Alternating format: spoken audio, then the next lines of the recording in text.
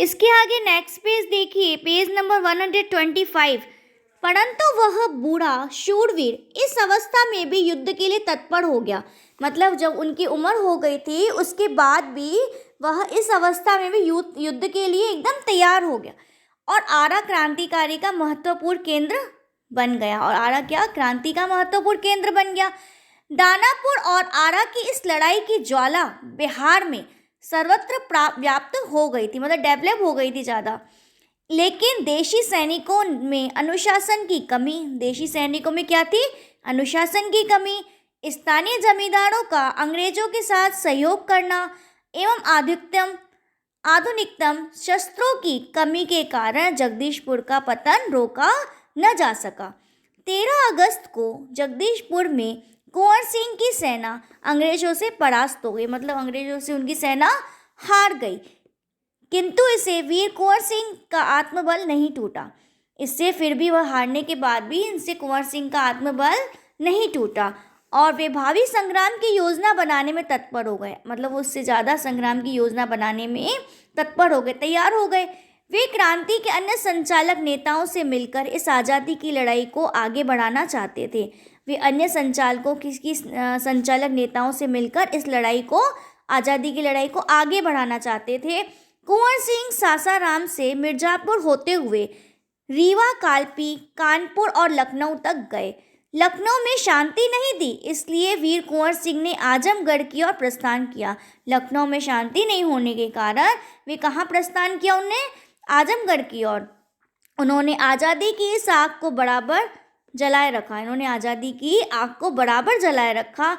उनकी वीरता की कीर्ति पूरे उत्तर भारत में फैल गई, मतलब उनकी वीरता की कीर्ति, मतलब यश पूरे उत्तर भारत में फैल गया।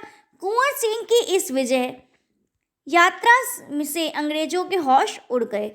कई स्थानों के सैनिक एवं राजा कुंवर सिंह की अधीनता में लड़े। उनकी यह आज़ादी की यात्रा आगे बढ़ती रही, लोग शामिल होते गए और उनकी अगुवाई में लड़ते रहे।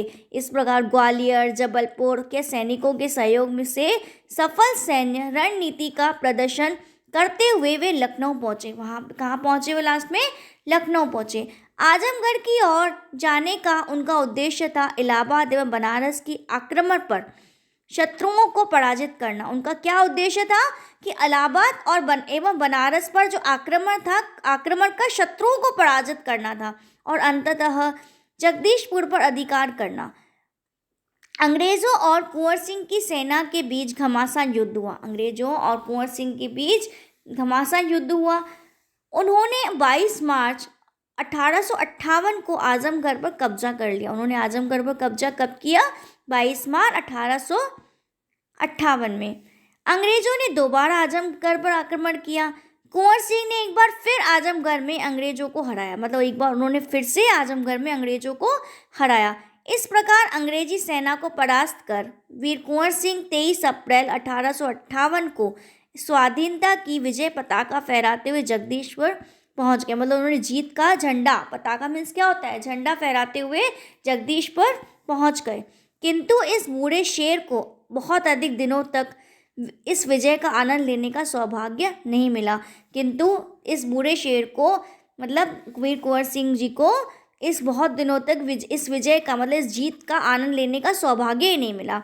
इसी दिन विजय उत्सव मनाते हुए लोगों ने यूनियन जैक, मतलब अंग्रेजों का झंडा उतारकर अपना झंडा फहराया था। इसके 3 दिन बाद ही 26 अप्रैल 1858 को यह वीर इस संसार से विदा होकर अपनी अमर कहानी छोड़ गया।